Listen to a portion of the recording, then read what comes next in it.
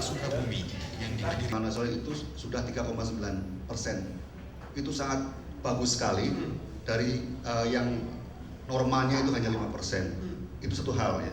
Tapi kalau kita tidak bisa mengendalikan ini semua dan kita terlalu panik ya mengatasi krisis ini akan bisa timbul penyebab yang kedua. Jadi saya tegaskan lagi, bank atau perbankan itu bisa bermasalah karena masalah NPL atau kredit bermasalah ya, kredit macet, dan kedua bisa karena likuiditas. Sekali lagi sumber yang pertama tadi tidak terjadi sekarang ini situasinya. Yang bisa mengancam kita ini adalah sumber karena likuiditas. Dalam sejarah perbankan di negara-negara lain pun lebih banyak bank yang bangkrut karena masalah likuiditas dibanding dengan karena NPL. Ini kita harus sangat hati-hati dalam mengelola keterkaitannya satu sama lain itu luar biasa.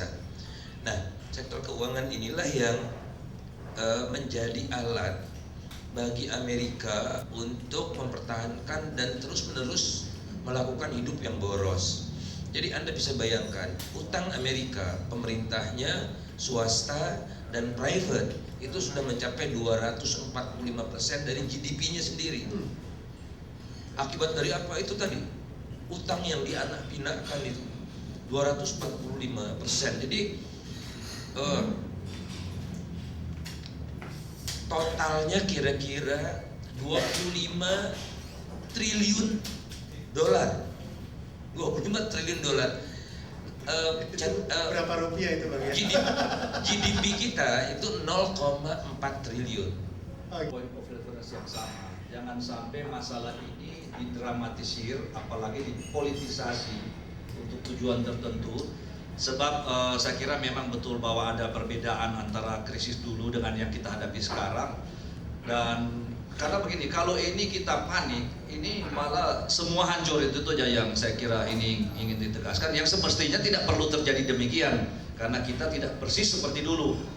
Dulu saya ingat, kalau dulu ini yang masalah di Indonesia, pasar domestik bermasalah sehingga para pengusaha, saya ingat satu teman pengusaha garment yang mayoritasnya adalah dalam negeri, dia itu sangat terpukul dan dia mencari pasar ekspor.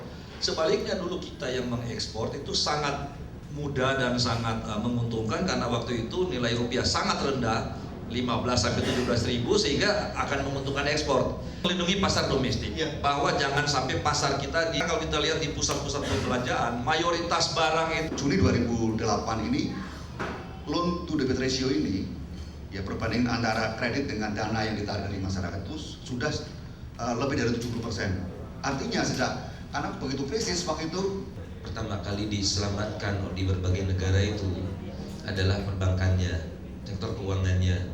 Jadi bahkan tidak hanya penjaminan simpanan, pinjaman antar bank pun sudah dijaminkan di berbagai negara. Bahkan barang-barang busuk pun sudah diterima oleh Federal Reserve di Amerika itu. Yang saya maksud barang busuk ini commercial paper.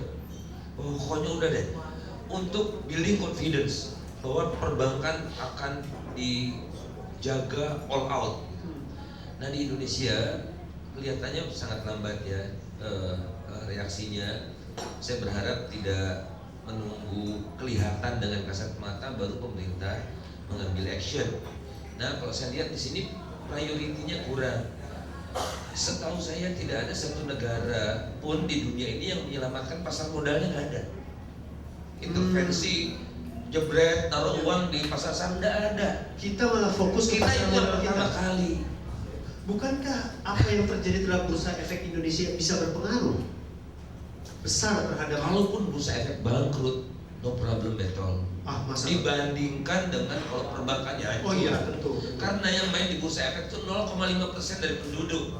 Kalau perbankan hanya Pak Sigit, tingkat melek perbankan masyarakat Indonesia makin tinggi, BLT pun ada lewat perbankan. Jadi yang Anda mau katakan statement pemerintah itu salah sasaran gitu? Atau keperpihakannya salah? Lack of priority gitu. Prioritas. Apalagi kalau uang buat dana infrastruktur yang dipakai, kan ironis sekali. Justru perekonomian ini harus diinjak likuiditas gitu, ya. Kemudian bahayanya lagi di tengah kan kita tidak perlu malu. Dow Jones sudah turun setiap hari, kenapa kita harus tahan gitu kan?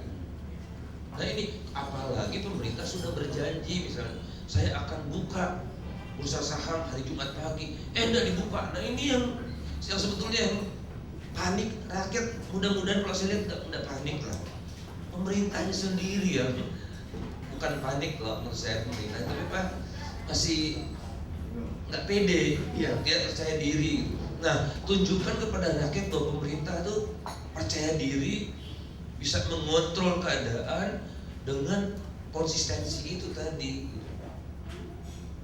Jadi saya tidak mengatakan pasar modal dibiarkan, enggak, tapi pasar modal itu menjelang krisis indeksnya 300, iya kan? Dan tidak masalah. Dan syukur Indonesia ini kan sebetulnya ini semua negara mengalami hal yang sama, tinggal berat atau tidaknya.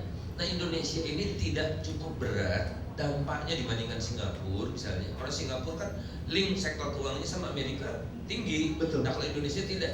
Jadi Indonesia krisisnya kurang dalam karena memang level kita masih belum sedalam sektor keuangan di negara-negara lain. Jadi kita bukan karena kita pandai, tapi memang kita belum levelnya gitu. Oke, kalau kita boleh memprioritaskan, pemerintah boleh memprioritaskan kepada perbankan seperti yang Abang bilang tadi, apa langkah-langkah yang harus dilakukan oleh pemerintah supaya ini tidak paling tidak terlambat ya, tidak menjadi basi gitu ya?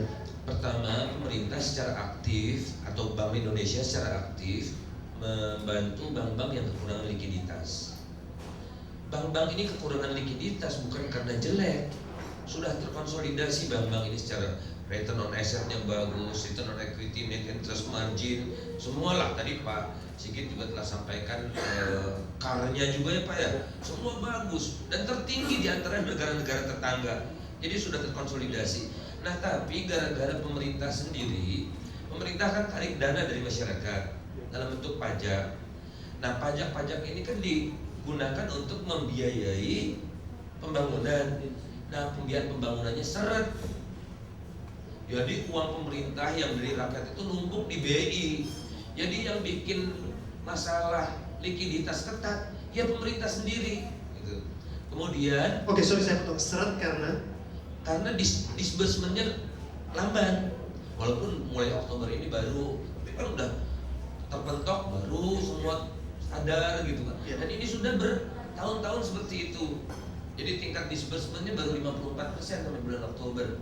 Padahal Oktober udah bulan 10 kan, harusnya kan 10/12 itu. Nah, kemudian kedua, likuiditas ketat itu karena apa? Karena bank sentral kerjanya intervensi rupiah terus. Kira-kira dari Januari sampai sekarang sudah dihabiskan 16 miliar US dollar untuk jaga rupiah. Makanya rupiah kita agak segar, cuma 9.500 gitu ya.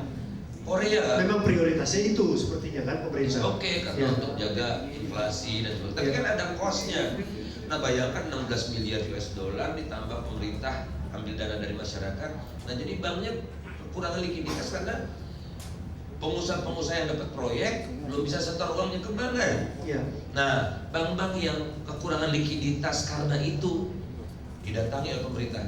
Saya naruh kan pemerintah uangnya banyak. Uang yang di BI ditaruh dalam bentuk deposito atau dalam bentuk giro di bank yang kekurangan likuiditas itu satu.